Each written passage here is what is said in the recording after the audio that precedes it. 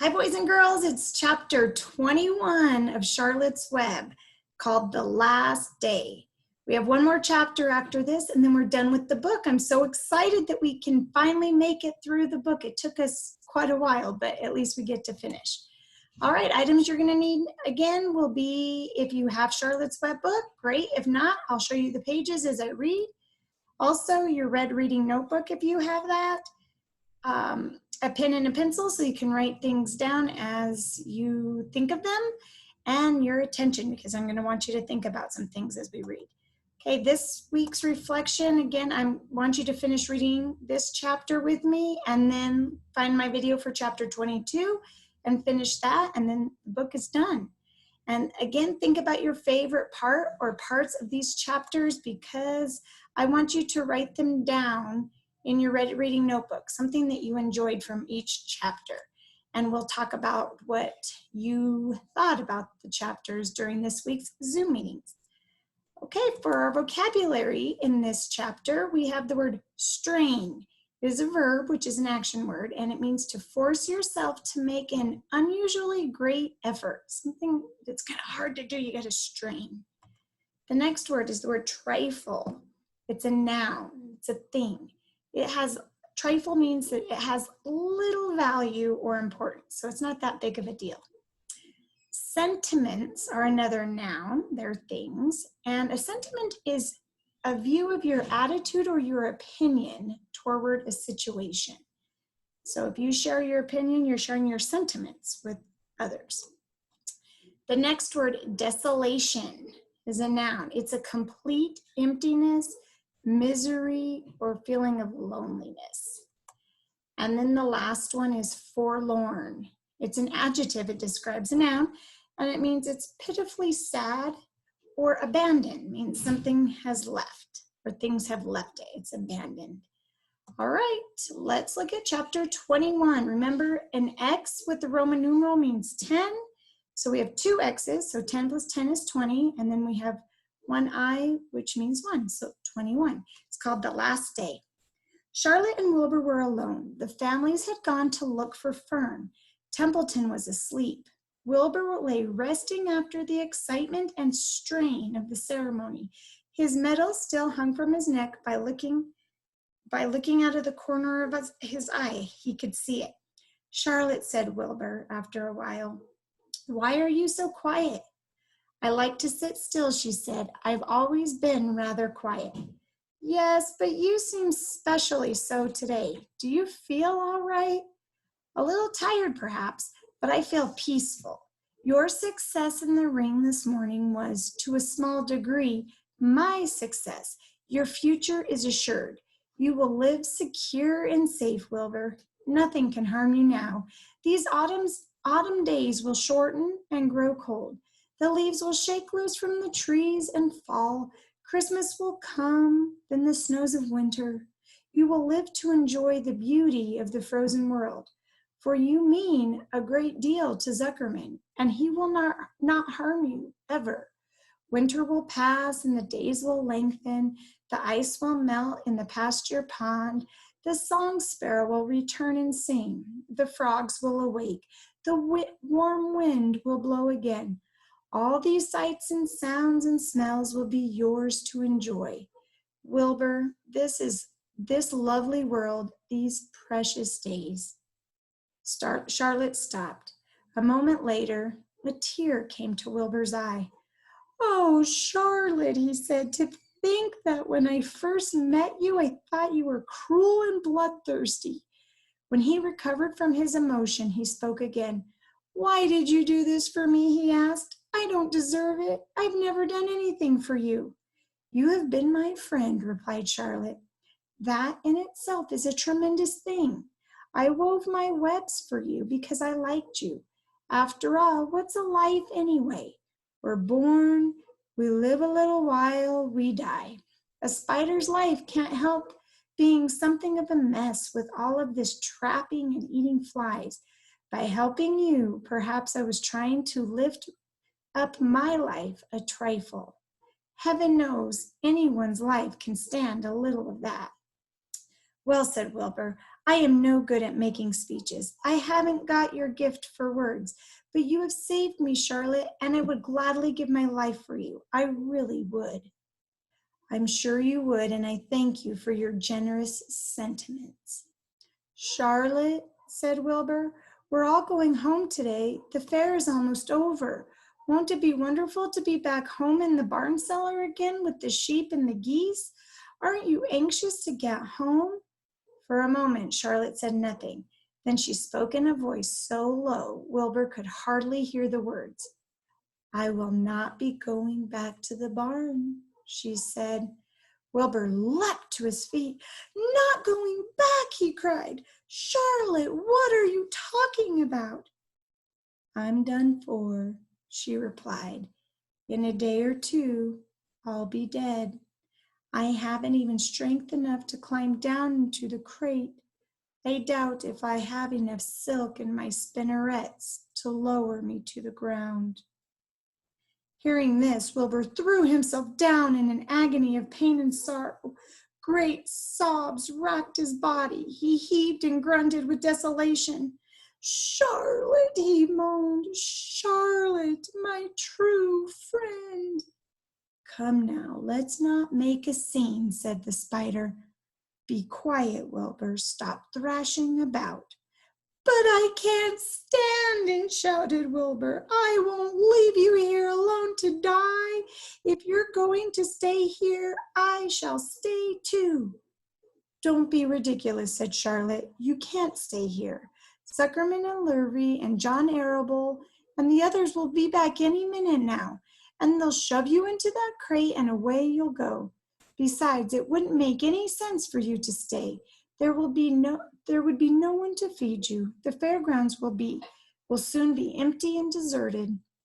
Wilbur was in a panic. He raced round and round the pen. Suddenly, he had an idea. He thought of the egg sack and the 514 little spiders that would hatch in the spring. If Charlotte herself was unable to go home to the barn, at least he must take her children along. Wilbur rushed to the front of his pen. He put his front feet up on the top board and gazed around. In the distance, he saw the Arables and the Zuckermans approaching. He knew he would have to act quickly.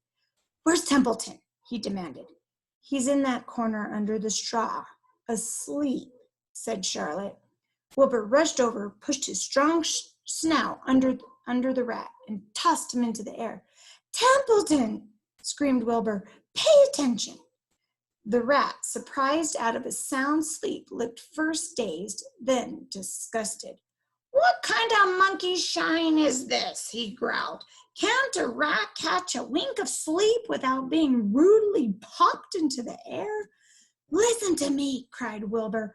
Charlotte is very ill. She has only a short time to live. She cannot accompany us home because of her condition. Therefore, it is absolutely necessary that I take her egg sack with me. I can't reach it and I can't climb. You are the only one that can get it. There is not a second to be lost. The people are coming. They'll be here in no time.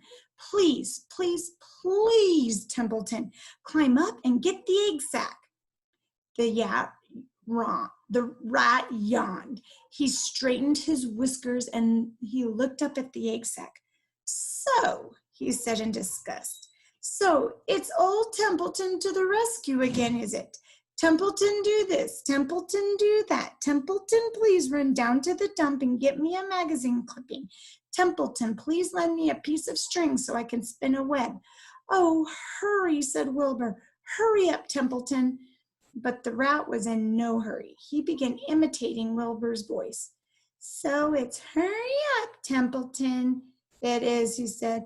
Ho, ho, and what thanks do I ever get for these services? I would like to know. Never a kind word for old Templeton, only abuse and wisecracks and side remarks. Never a kind word for a rat. Templeton, said Wilbur in desperation, if you don't stop talking and get busy, all will be lost. I will die of a broken heart. Please climb up. Templeton lay back in the straw lazily. He placed his forepaws behind his head and crossed his knees in an attitude of complete relaxation. Die of a broken heart, he mimicked. How touching. My. I notice that it's always me you come to when in trouble, but I've never heard of anyone's heart breaking on my account. Oh no, who cares anything about old Templeton? Get up, screamed Wilbur. Stop acting like a spoiled child. Templeton grinned and lay still. Who made trip after trip to the dump, he asked. Why, it was old Templeton. Who saved Charlotte's life by scaring that arable boy away with a rotten goose egg? Bless my soul, I believe it was old Templeton. Who bit your tail and got you back on your feet this morning after you had fainted in front of the crowd? Old Templeton. Has it ever occurred to you that I am sick of running errands and doing favors? What do you think I am anyway? A rat of all work? Wilbur was desperate. The people were coming, and the rat was failing him. Suddenly he remembered Templeton's fondness for food. Templeton, he said, I will make you a solemn promise. Get Charlotte's egg sack for me, and from now on, I will let you eat first when Lurvy slops me. I will let you have your choice of everything in the trough, and I won't touch a thing until you're through. The rat sat up. You mean that? He said. I promise, I cross my heart. All right, it's a deal, said the rat. He walked to the wall and started to climb. His stomach was still swollen from last night's gorge. Groaning and complaining, he pulled himself slowly to the ceiling. He crept along till he reached the egg sack. Charlotte moved aside for him. She was dying, but she still had strength enough to move a little. Then Templeton bared his ugly teeth and began snipping the threads that fastened the sack to the ceiling. Wilbur watched from below. Use extreme care, he said. I don't want a single one of those eggs harmed. This stuff sticks in my mouth, complained the rat. It's worse than caramel candy. But Templeton worked away at the job and managed to cut a sack adrift and carry it into the ground, where he dropped it in front of Wilbur. Wilbur heaved a great sigh of relief. Thank you, Templeton, he said. I will never forget this as long as I live. Neither will I, said the rat, picking his teeth. I feel as though I'd eaten a spool of thread. Well, home we go. Templeton crept into the crate and buried himself in the straw. He got out of sight just in time. Lurvy and John Arable and Mr. Zuckerman came along at that moment, followed by Mrs. Arable and Mrs. Zuckerman, and Avery and Fern. Wilbur had already decided how he would carry the egg sack. There was only one way possible. He carefully took the little bundle in his mouth and held it there on the top of his tongue. He remembered what Charlotte had told him, that the sack was waterproof and strong. It felt funny on his tongue and made him drool a bit. And of course, he couldn't say anything. But as he was being shoved into the crate, he looked up at Charlotte and gave her a wink. She knew he was saying goodbye in the only way he could, and she knew her children were safe. Goodbye, she whispered. Then she summoned all her strength and waved one of her front legs at him. She never moved again. Next day, as the Ferris wheel was being taken apart and the horse races were being loaded into vans and the entertainers were packing up their belongings and driving away in their trailers, Charlotte died. The fairgrounds were soon deserted. The sheds and buildings were empty and forlorn. The infield was littered with bottles and trash. Nobody of the hundreds of people that had visited the fair knew that a gray spider had played the most important part of all. no one was with her when she died. Oh, it's always hard to finish this book because it's sad when Charlotte dies. We get to know her throughout the story, and she's one of the main characters, and now we lose her, and it's very hard to read about that. But we can keep our hearts happy and remember that she did save Wilbur's life, that he's going to live a long life out on the farm with the Zuckermans. All right. Well, this should say the reflection for chapter 21, not 20. So chapter 21. Write down your favorite part or parts of this chapter that you read in your red reading notebook. And then I want you to listen to chapter 22, which is the end of the book. So we have one more chapter, chapter 22. And that is it. So let's just do a quick review. Write down your favorite parts and listen to the next chapter. All right, boys and girls, I hope that you're not too sad after reading about losing Charlotte, but it's great that we're able to finish this book finally and to really talk about it, even though we're not at school anymore. So I'm thankful for that. So that's something that we can be happy about. Okay, read chapter 22 and then we'll be done. And I'll see you at our Zoom meeting this week. All right, boys and girls, bye-bye.